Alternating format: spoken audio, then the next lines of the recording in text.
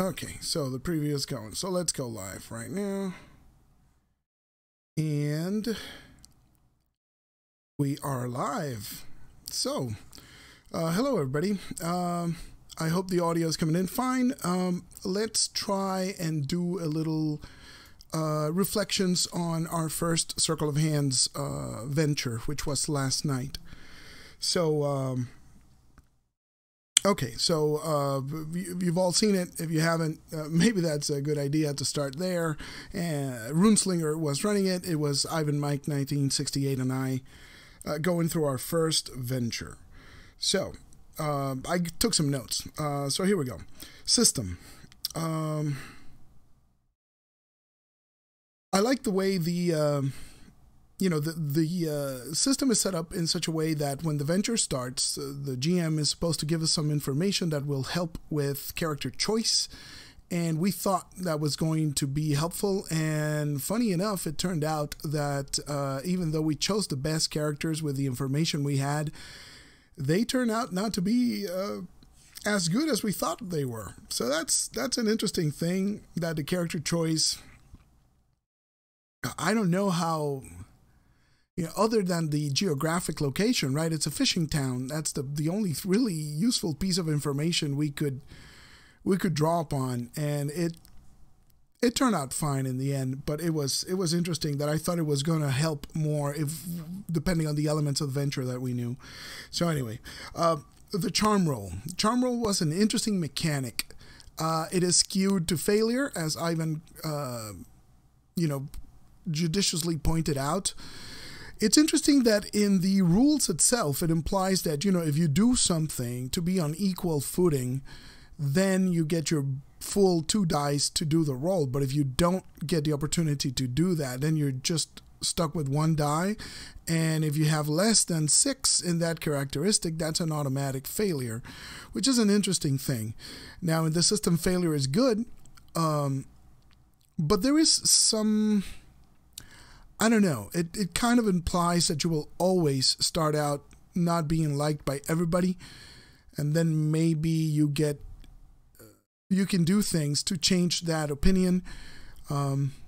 But it's a little weird because as per the directions for the GM in the rules, then if you miss the check, right, if you fail the check, everybody's going to be against you, and that's going to have some dire consequences, right? And if there is 2 opposing sides to a question, like in our session it was the village leader Torben versus the smith, they both hate you to start, right? So I thought that was interesting. Then again, it might have been me because of my profession, and so it might have been more applicable to my character as opposed to Ivan's. Let's see. In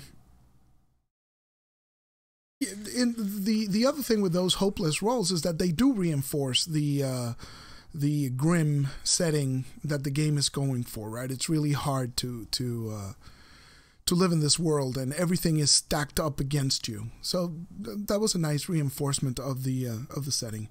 Okay, so after introductions, which I think went well, I wanted to talk about the town portion of the after we do the introductions, and my character starts interacting with the women, and Ivan's character goes straight into the town and starts figuring out the situation. I thought there was I had my concerns before we started playing about how the setup for the venture is going to go, and it turns out that at least the setup that we believe Runeslinger used turned out great. I think he did a great job setting up both sides, opposing sides, with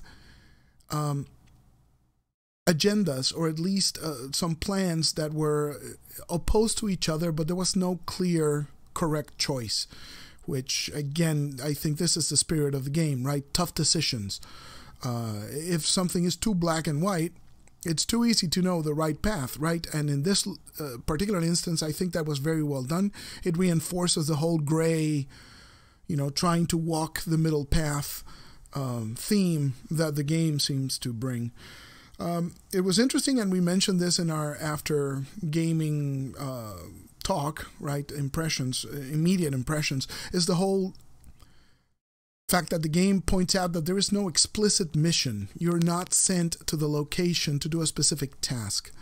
Now, when I originally read that, I was extremely confused because I was like, well, then what do we do when we get there? And, you know, as we played, and it became evident that there is an implied mission, right? You are Knights of the Circle. So you are charged essentially with stamping out excesses of Urbaja and Amborion. So that is an implied mission statement there. And you are also servants of the king. So advancing the king's interests seems to be an implied mission. But I think the key point that Ron Edwards was trying to get at, and again, this may be me misinterpreting what he meant, but it's that there is no explicit mission for this venture in particular, and you get to evaluate the elements as they become known to you through the lens of your character. So in a sense, you impose the mission upon yourself, right? When I saw the smith, very skilled artisan, I immediately thought, well, as a Knight of the Circle, I want this guy to work for the king, to provide those tools and those crafted items of high quality for my king. So that immediately started me going down one path. And on the other side, this is a village in Rolke, right? So the young king is king of Rolke, right? So this is his domain to a degree. So in that sense, I felt also compelled to help this fisherman, right? Who wants to get his village back fishing and getting food and prospering. And that seems to me to be in the interest of the young king as well. So my understanding of my character as a member of the circle with that implied mission then drove me as the player to impose the agenda upon the particular venture, right? As opposed to having the GM said, you know, you have to go there to secure the smith, right? And I think that's Ron Edwards' intent. I hope it is. Before we go any further, I forgot to mention at the beginning, you know, this is my interpretation of what was going on. It's full of preference, right? So it's objective. It's also colored by the possibility that I'm misunderstanding a lot of what Ron Edwards is trying to say in the book, right? And by the fact that this is our first time playing. So, you know, take everything I say with a grain of salt, right? This is my experience, and I might be misunderstanding things. So hopefully this will be of some use to anybody, or to somebody at least. Okay, so the next part that I wanted to talk about is the oaths, the section where we spoke the oaths, in particular the non-player character Ina and my own character. I thought that was a very powerful thing. I had underestimated the power of those oaths, not in the mechanical sense, but in the storytelling sense of the thing, right? It felt very natural. It wasn't forced. Like Ivan, I had no real preconception. I thought I was going to make it through without swearing an oath. But then the time came, and it was like, this is the perfect thing that I need to do right now, is swear this oath. It immediately established a measure of trust with the non-player character. It was a very cool aesthetic thing to do. So I really, really, really enjoyed the oaths, both mechanically and fictionally, even though I didn't even engage the mechanics myself, right? I think it provided at least a strong drive for play, right? I once I swore that oath, I know what I was going and what I was going to do. So I really, really like that. It's a little bit nuanced, right? The mechanics, but we managed to stumble through it. Likewise, Ivan's oath was also very interesting, and he did get to apply those mechanics, and it is enlightening. I'm just going to make a little note because this reminds me to talk about something later on. Hang on a second, because I don't want to lose this train of thought.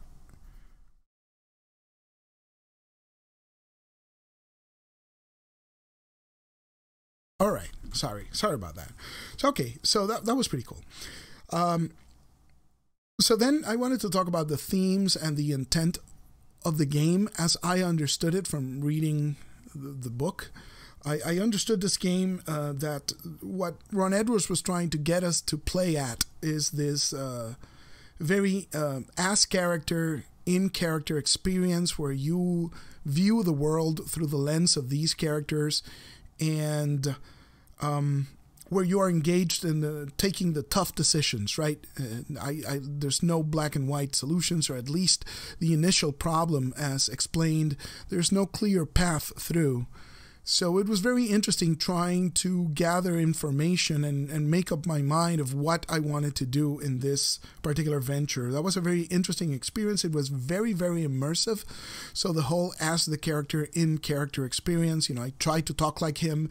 I tried to view the world through his eyes, and that was very interesting. And system matters, right? I think the whole system is geared towards doing this. I understand from hearing some things that Ron Edwards has said in the past that his own playing style doesn't seem to be too in character, but the game is wonderfully designed to evoke that in character as character experience, at least for me. And then I wanted to talk about the part with the lines and the veils. So we established few veils right at session 0 because we wanted to explore the whole theme. Ron mentions, that the game is meant to a degree to help you walk right up to those lines and maybe, play along the edge of those lines,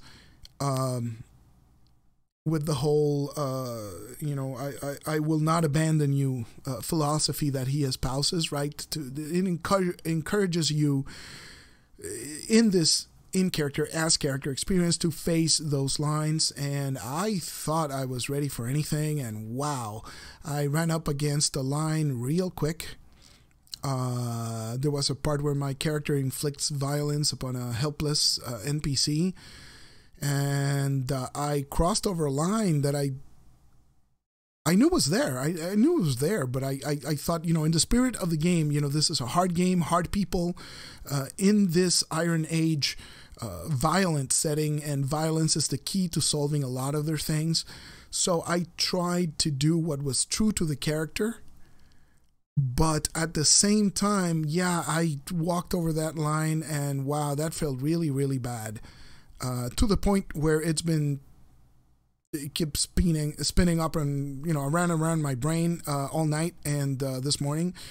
And, that drove me even more to make this video so I could, sort of get it out of my system and maybe exercise it for good. That was not pleasant at all. In the future, I now realize that I need to make a hard stop, right? Walk right up to that line and make a hard stop to protect myself, because I did not enjoy that, and transgressing beyond those lines too much could just wreck enjoyment of the game, right? So it could undo whatever it is. I'm not someone to explore my dark side. I don't game for the purposes of exploring real life issues or personal experiences. That's not why I come to gaming. I don't particularly enjoy, exploring my dark side. I don't think I really have a dark side. My own dark side is more in the flavor of a little bit of paranoia and pessimism. That's the darkest I get. I don't get violent. I don't get angry much either. So it doesn't really help me to go there. I don't know. I don't find it enjoyable. But in the context of role-playing as this character, in character, it felt like something I had to do. And, I guess that's the danger with the bleed that these type of games can cause. So, for anyone trying to play this, be on the lookout for that. I know I won't be, I'll be making hard stops and veils next time instead of trying to walk too close to that line. I would like to mention that this game requires a ton of trust in the players and whoever's with you during that experience.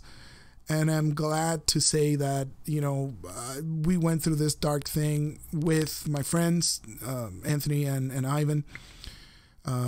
We've been talking for a while now. I consider them both friends, and my trust was rewarded. I did not feel abandoned. And I feel that Anthony in particular was very supportive of, recognizing my discomfort. And,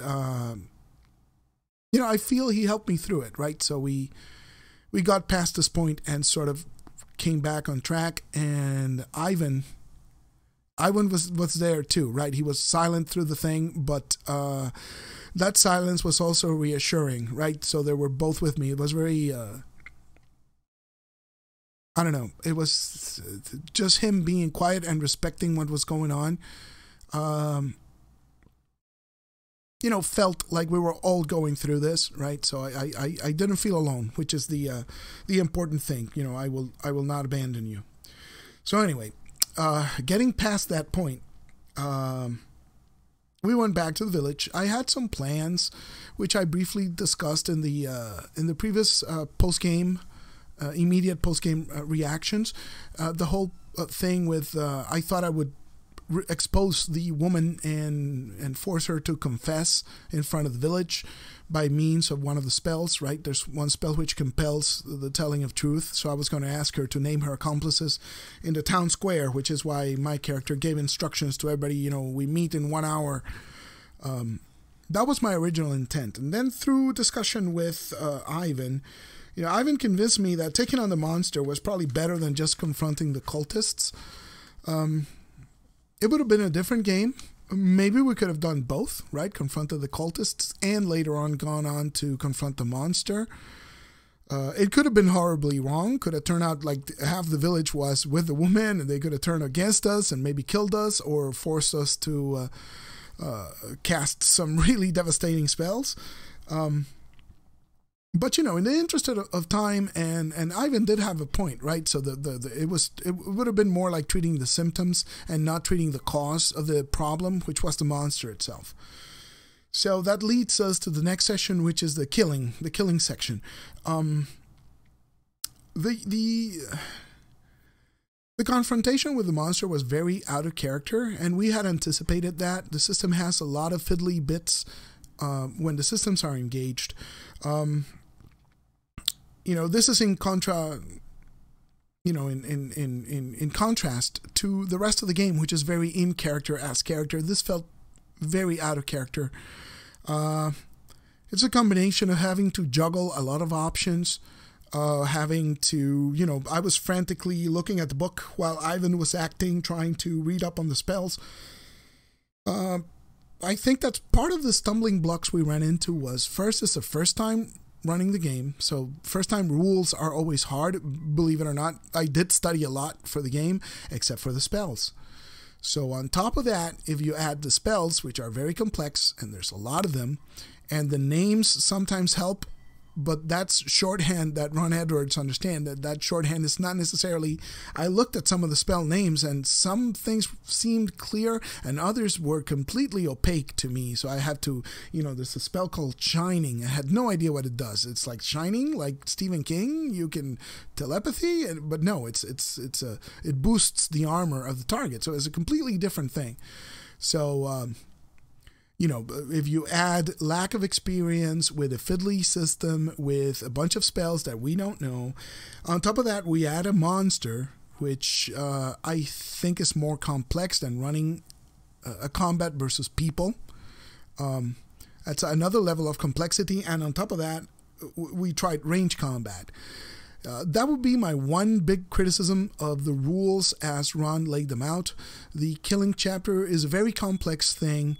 And honestly, maybe I'm being too harsh because conveying the whole complexity of this system in written form is a very difficult process. I did an outline, it's bunch of pages of outline, just trying to organize the information into a usable document, like a cheat sheet at the table that we could refer to. And even with that, there are sections, particularly when it comes to fighting multiple opponents, and the sections on range combat are a little confusing.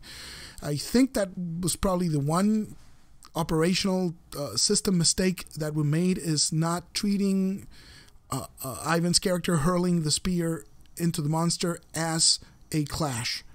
I think we corrected it as we did it, but visualizing that exchange as a clash would have helped. That would have prompted Anthony to have the monster go full defense, because the monster did not have ranged attacks. I don't know. I have to read that section again. That's a little bit confusing. In any case, we did run into what we had anticipated while reading the rules, right? Is if you can keep hurting that monster, you're just boosting him to the back, right? Preventing them from having an active turn. And that turned out to be quite important. Now, the combat was tense. We felt fragile and desperate, which is great, because I think the system is reinforcing the intent behind the design, right? This is Ron Edwards' explicit design. He wanted this blood and mud and grit and danger, and killing is an extreme thing that could go really wrong really fast. So that was pretty cool. We did face tough and life and death decisions during the combat, even though some of it was a little bit strategic, like I was holding back the magic to find the opportune time and making sure I had enough brawn to cast one final spell if things went horribly wrong. I'd still felt that we were going to die at any moment. I didn't think... I thought at one point that I was going to be able to destroy the Draugr, but I thought that I was going to be unable to destroy the Yuggoth. So it was great that Ivan's character managed to accomplish that mostly by himself. All I did was cast a little spell at him. So good job. These guys are really tough. It does leave me with the question of how does this system feel versus humans. This game seems to be, perfect, and even grimmer and grittier if you handle just human versus human contact, right? This could be me just being an older guy and starting to appreciate more and more the actual, man is the real monster, and the human versus human combat being much more emotionally impactful than man versus monster. I mentioned that I normally don't game for these deep emotional games. I usually play for fun, right? I usually play pulpy games and kill the monsters and shoot, Star Wars-like action and running and chases and sanitized violence, right? That's what I enjoy as a gamer. But there is this other whole subset of games which deal with a deep emotional experience. Personally, for me, the other games are fun, and the emotional games are precisely that, emotional, right? They're not specifically fun, as I would define the term, but there is an emotional response, an emotional, invocation or evocation of emotion in after play, which I think is the reward of that type of play. And again, I have very little experience in those type of games, although I have played some before, and well, you saw what happened to me with the whole violence scene. That's the danger behind those emotional games. So anyway, let's see. Okay, so the fighting of the monster, it brought into contrast again the whole... Initially, the situation was very gray. Whose side are we going to pick on? But once the monster is identified as our target, then it kind of loses that whole gray morality thing, right? If it's a monster, we got to kill it, right? So then it loses all ambiguity. It loses a little bit of the weight. It replaces that with sheer horror, right? Because the monster is going to kill us. But the indecision is gone. So again, this is another point which leads me to believe that if we have a venture where the monster is not the focus, but it's other humans, it's going to be much harder emotionally, right? Because you don't have a clear path. You're picking somebody to kill, basically. So I'm looking forward to that. I wonder what happens when that goes. Okay, so in summary, let's talk about a couple of things. Again, the in-character, as-character play. For myself, going forward, I'm going to watch those lines and make sure I stop hard at those. Again, I don't really enjoy playing those dark characters or dark side. I wonder, about the longevity of this game. How different is the next character going to feel? They're still Knights of the Circle. They're still hard men in a hard world. They're basically still my same lines and veils, right? So in spite of it being a different character, and maybe I could give a different characterization, and there's going to be an interesting challenge if and when I get to play other characters. Like, for example, at some point I'll play Ivan's Falk Wolfram character. And so I will have to give my interpretation of that. And that's an interesting thing, and that probably helps with the longevity of the game, because otherwise it's same. I don't know how varied my interpretation of hard men taking tough choices in a grim world is going to be. How it's going to be very similar, right? I should think, and it's going to be my same lines and my same veils, so that there's going to be repeating elements a lot. This is something that I found in these modern design focused design games, right? The experience is the system is so tailored to deliver on this one experience that it seems to me that a lot of these games become repetitive quickly, and thus they don't really tend to last for long campaigns, right? That could be a bug or a feature, depending on how you look at it. But, I don't foresee a lot of longevity in this. Having said that, I'm looking forward to going through the whole experiment. It should be at least 3 more sessions as a player, and then it's my turn to run. So, running the game is a whole different experience. I expect it to be quite different. So, let's see. What else?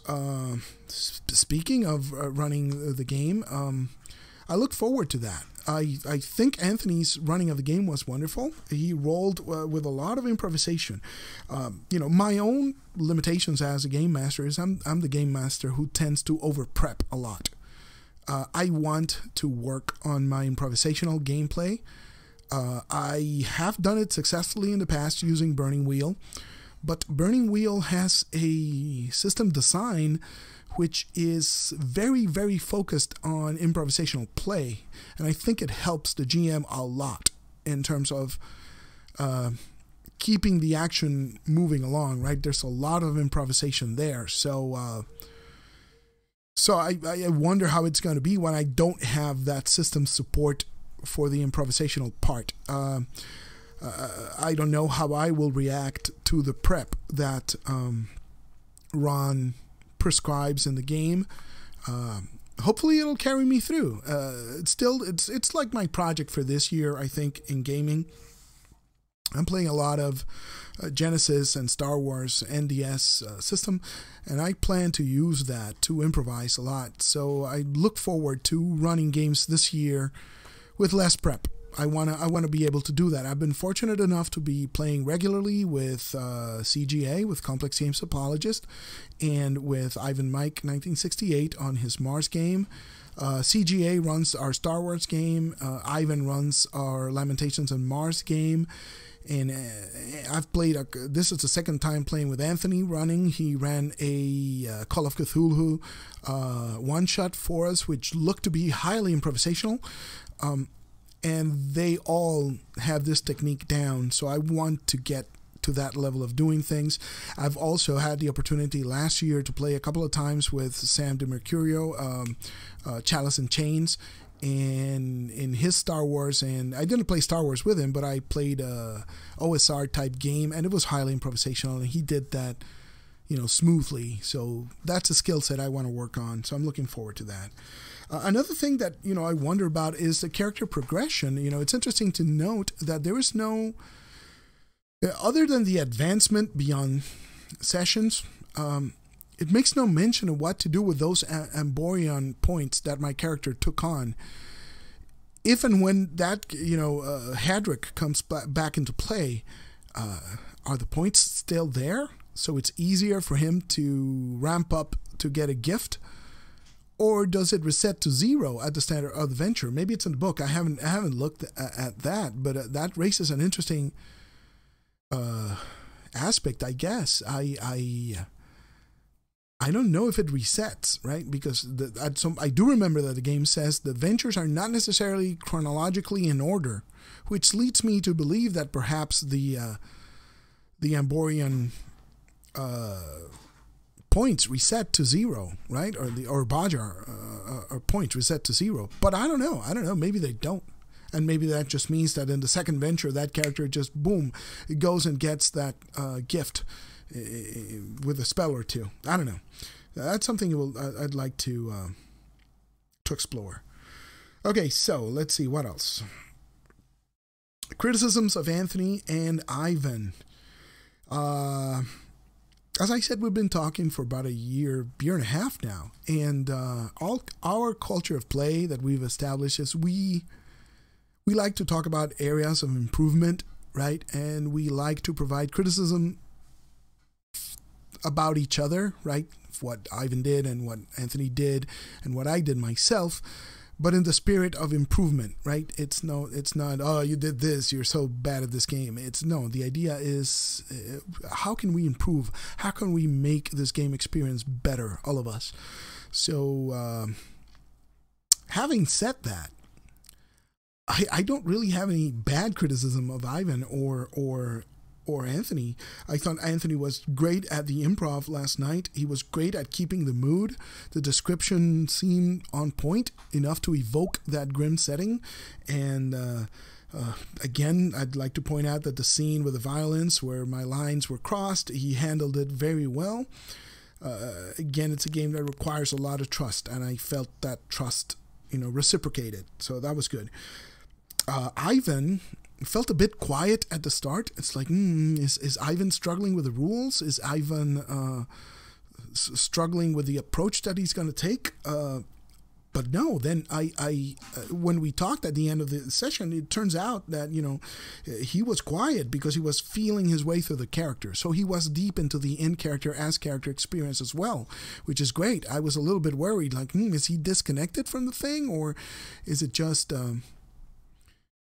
I regret for myself that I was rushing it a little bit to make sure that I had the spells, reading the spells, making sure the procedures were going down, and I didn't take enough time to enjoy and appreciate Ivan's section of the game.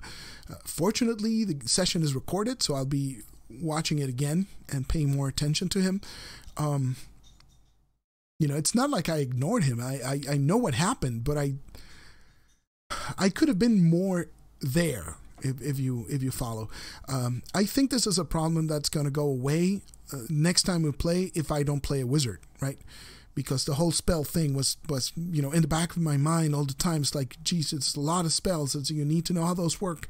You can't slow the game down because you're looking at spells and preparing a lot of stuff. But the next time, if the character is a warrior and not a wizard, I feel like I can be in character with greater ease, and I can engage the combat system with greater ease. And the Circle Knights do have some magic, but at most they have like 3, maybe 4 spells. So it's easier to study those 4, and then your mind is free again to fully go into the game. And that's one of my hopes for the next session, that I can really delve deeper into the in-character, as-character thing and be more present there when it's Ivan's turn to interact, right? So that's pretty good. Let's see. For myself, I hope I didn't hog the spotlight away from Ivan. This is something that I worry about in all my games because I will talk and not stop talking. So I will talk over other people, and that's something that I'm constantly aware that I do. And I sometimes get so carried away that I lose control.